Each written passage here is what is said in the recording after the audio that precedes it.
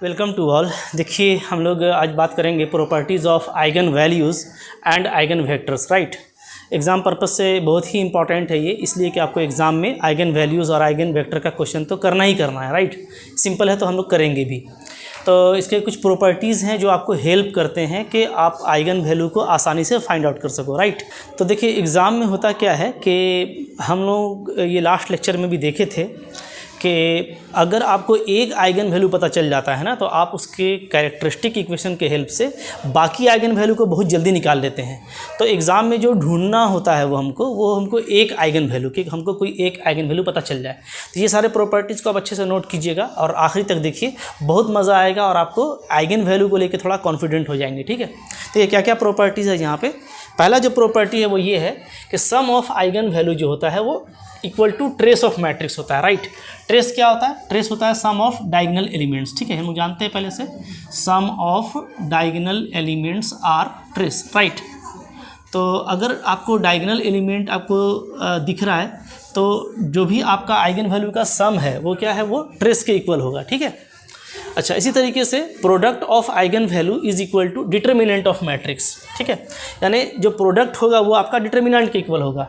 यानी अगर मैं 3x3 मैट्रिक्स की बात करूं, ठीक है, तो 3x3 मैट्रिक्स में अगर आपको 3 आइगन वैल्यू मिलेगा तो λ1, λ2, λ3 जो फर्स्ट प्रॉपर्टी है उसके हिसाब से सम क्या होगा, इक्वल टू आपका क्या होगा, sum of diagonal element. Right, sum of diagonal element.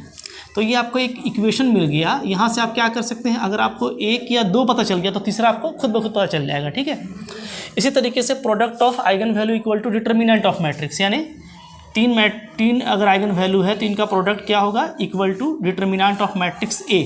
तो अब ये बहुत अच्छा होता है ना, यानी अगर आपका डिटर्मिनेंट अगर जीरो है, बात समझिएगा। ठीक है, यहाँ से ये पता चला कि अगर मेरा डिटर्मिनेंट जीरो है तो डेफिनेटली कोई एक आइगन वैल्यू क्या होगा आपका, वहाँ पे जीरो होगा। ठीक है, तो वन ऑफ जो आइगन वैल्यू होगा वो डेफिनेटली क्या होना चाहिए, मेरा जीरो होना चाहिए। ये आपको पता चल जाता है। ठीक है, तो इसका भी हेल्प लेंगे।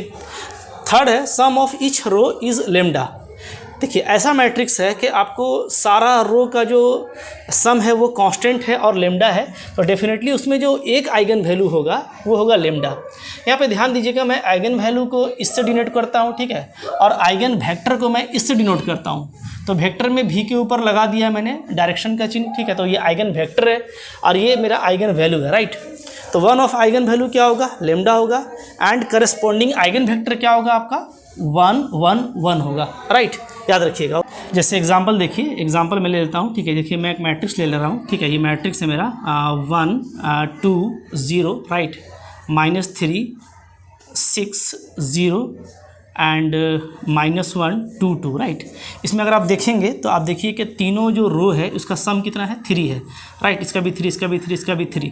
तो इसमें जो एक आइगन वैल्यू है आपका वो कंफर्म हो जाएगा, वो क्या होगा, वो 3 होगा, और जो करस्पॉन्डिंग वेक्टर होगा वो 1 1 1 होगा। राइट, ठीक है।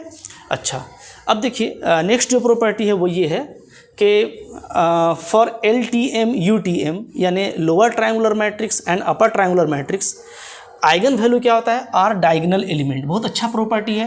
यानी आपने देखा लोअर ट्रायंगुलर मैट्रिक्स, ठीक है, कैसा होता है लोअर ट्रायंगुलर मैट्रिक्स। देखिए मान लीजिए, मैं आपको बताता हूँ एग्जांपल दे करके। देखिए 1 0 0 2 3 0 -1 5 2। राइट, ये देखिए ये आपका क्या है, ये आपका लोअर ट्रायंगुलर मैट्रिक्स है, इसलिए कि जो भी एलिमेंट है वो प्रिंसिपल डायगोनल के क्या है, नीचे है। ठीक है, राइट, ऊपर में सारा जीरो है तो इसको हम बोलते हैं लोअर ट्रायंगुलर मैट्रिक्स। इसी तरीके से अगर सिर्फ ऊपर में एलिमेंट होगा तो उसको हम लोग क्या बोलते हैं, अपर ट्रायंगुलर मैट्रिक्स। ये सब मैंने आपको पढ़ाया हुआ है, आप मैट्रिक्स का प्लेलिस्ट में जाकर के देख लीजिए। तो इसमें आपको अगर ऐसा लोअर ट्रायंगुलर है या अपर ट्रायंगुलर है तो डायरेक्ट आप बोल सकते हैं कि जो इसका आइगन वैल्यू है वो क्या होगा, वो होगा 1 3 2, यानी जो भी डायगोनल में एलिमेंट है। राइट, यही चीज़ है। अच्छा, नेक्स्ट प्रॉपर्टी है फॉर नीलपोटेंट। नीलपोटेंट मैट्रिक्स है, इसका मतलब क्या है, आपका स्ट्रिक्टली लोअर ट्रायंगुलर मैट्रिक्स है, या बोलिए स्ट्रिक्टली अपर ट्रायंगुलर मैट्रिक्स है। ठीक है, तो अगर स्ट्रिक्टली लोअर ट्रायंगुलर है या स्ट्रिक्टली अपर ट्रायंगुलर मैट्रिक्स है तो वो नीलपोटेंट भी होता है। तो उसमें सारा आइगन वैल्यू क्या होता है, जीरो होता है। अब मैंने आपको ये बताया था लास्ट लेक्चर में कि नीलपोटेंट का सारा आइगन वैल्यू क्या होता है, जीरो ही होता है। राइट, अच्छा, अब देखिए तो स्ट्रिक्टली लोअर होगा तो इसका मतलब है कि प्रिंसिपल डायगोनल में सारा एलिमेंट जीरो होगा, सिर्फ नीचे एलिमेंट होगा, तो ये जीरो होगा तो डेफिनेटली इसी प्रॉपर्टी से सारा जीरो आ जाएगा, राइट। अच्छा, अब देखिए इसके बाद जो कुछ प्रॉपर्टी है वो ये है कि मान लीजिए मेरे पास में लेमडा 1, लेमडा 2, लेमडा 3 ये सारा क्या है, आइगन वैल्यू है ऑफ द मैट्रिसेस, ठीक है, ए। तो ए का पावर अगर आप m निकालेंगे ना, यानी मैट्रिक्स में आप m टाइम्स मल्टीप्लाई करेंगे ए का पावर m, तो उसका आइगन वैल्यू आपका जो सिंगल मैट्रिक्स का था उसी पे आप पावर लगा दीजिएगा, m तो मिल जाएगा, right. So this are the eigen values. इसी तरीके से इन्वर्स का आप निकाल रहे हैं तो इन सब का इन्वर्स ले लीजिएगा, 1 by lambda 1, 1 by lambda 2, 1 by lambda 3, तो ये आपका इन्वर्स का आइगन वैल्यू हो जाएगा, राइट। ट्रांसपोज का आप निकाल रहे हैं तो ट्रांसपोज का आइगन वैल्यू चेंज नहीं करता, यानी वही रहेगा जो आपका मैट्रिक्स का था, राइट। आपने स्केलर मल्टीप्लिकेशन कर दिया तो आप सब में स्केलर मल्टीप्लिकेशन कर दीजिए, के से मल्टीप्लाई किया है तो हर जगह के से मल्टीप्लाई कर दीजिए तो आपको आइगन वैल्यू मिल जाएगा। सम ऑफ टू मैट्रिसेस के लिए ए और प्लस बी के लिए, ए का मान लीजिए यही है आपका, ठीक है, बी का सपोज करते हैं lambda dash, lambda 2 dash, lambda 3 dash है, तो ए प्लस बी का आइगन वैल्यू क्या हो जाएगा, तो दोनों का सम कर दीजिए, राइट। तो बहुत सिंपल है ये सब रिजल्ट जो आपको जानना चाहिए, ओके। तो इसके अलावा भी देखिए कुछ और रिजल्ट है जो हम लोग यूज़ करेंगे, और आइगन वेक्टर के लिए भी कुछ अच्छे अच्छे रिजल्ट्स हैं, ठीक है। जैसे मैं आपको एक अच्छा रिजल्ट बताता हूँ आपको, देखिए कंसिडर करते हैं कि कोई मेरे पास में मैट्रिक्स है इस तरह का, ठीक है। मान लीजिए एक मैट्रिक्स में ले लेता हूँ, कोई भी ले लेता हूँ, ठीक है, A B C D E F और G H I, ऐसा कोई भी मेरा 3x3 का मैट्रिक्स है, राइट। अच्छा, इसको मैं प्रॉपर्टी कहूँगा, प्रॉपर्टी नंबर ये हम लोग का कितना चल रहा था, 7, तो 7वां प्रॉपर्टी होगा, ठीक है। तो इसमें देखिए अगर डेफिनेटली अगर ये आपका क्या है, सिंगुलर मैट्रिक्स है, A इज़ सिंगुलर, राइट। अगर ये सिंगुलर मैट्रिक्स है इसका मतलब क्या है कि डिटर्मिनेंट ए क्या है आपका, जीरो है, राइट। अच्छा, डिटर्मिनेंट ए अगर जीरो है तो इसका मतलब है कि वन ऑफ आइगन वैल्यू क्या होगी आपका, वन ऑफ आइगन वैल्यू आपका हो गया जीरो, राइट। अब देखिए अगर ये आपका सिंगुलर है तो डेफिनेटली जो इसके कॉलम्स होंगे या रोज़ होंगे वो क्या होंगे, लीनियरली डिपेंडेंट होंगे, ठीक है। तो सपोज़ करता हूँ मैं कि यहाँ पे एक लीनियर डिपेंडेंसी पाया जाता है, C3 जो है मान लीजिए मेरा इस तरह से है, ठीक है, कैसा है, C3 माइनस या C2 और प्लस C1 ऐसा है, ठीक है। कोई भी एक लीनियर डिपेंडेंसी ले सकते हैं, ये ले सकते हैं, या मान लीजिए इस तरह का कुछ है, AC2 और माइनस BC1 है, ऐसा है। कुछ भी आप करते हैं ना ऑपरेशन, तो मान लीजिए C3 इस तरीके से रिलेटेड है C1 और C2 से, राइट।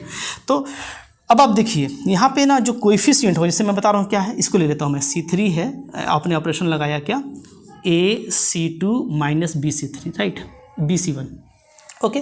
तो अब यहाँ पे एक आइगन वैल्यू, आइगन वेक्टर आपका कंफर्म होगा, ठीक है, कौन सा, चूँकि ये डिपेंडेंट है इसकी वजह से ये जीरो है, एक आइगन वैल्यू आपका जीरो है, तो इसके करस्पॉन्डिंग में एक आइगन वेक्टर आपका कंफर्म हो जाएगा। कौन कंफर्म होगा, तो इस स्केलर को आप देख लीजिए, ठीक है, क्या आ रहा है, हम लोग ये देख रहे हैं कि इसको हम मिला दे तो क्या हो जाएगा, ये हो जाएगा आपका minus BC1, right, plus AC2, right, minus C3 equal to zero हो जाएगा, ठीक है। यही ना हो रहा है, क्योंकि C3 क्या है आपका, C3 इक्वल है, समझ लीजिए C3 इक्वल है AC2 माइनस BC1 के, राइट, ओके।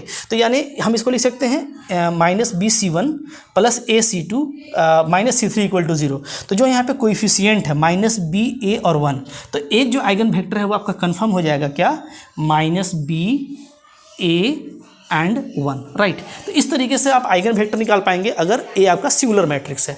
तो इस तरह का देखिए बहुत और भी प्रॉपर्टी है, अभी तो हम लोगों ने शुरू किया है, पढ़ते जाएंगे, लेकिन ये बेसिक प्रॉपर्टी था, इसको आपको याद रखना है। डेफिनेटली आपको ये अच्छा लगा तो लाइक ज़रूर कीजिएगा, ओके। एंड डेफिनेटली अगर आपने अभी तक सब्सक्राइब नहीं किया तो कर लीजिए, डेली बेसिस पे आपको अच्छे कंटेंट मिलते रहते हैं, ठीक है। Thank you very much.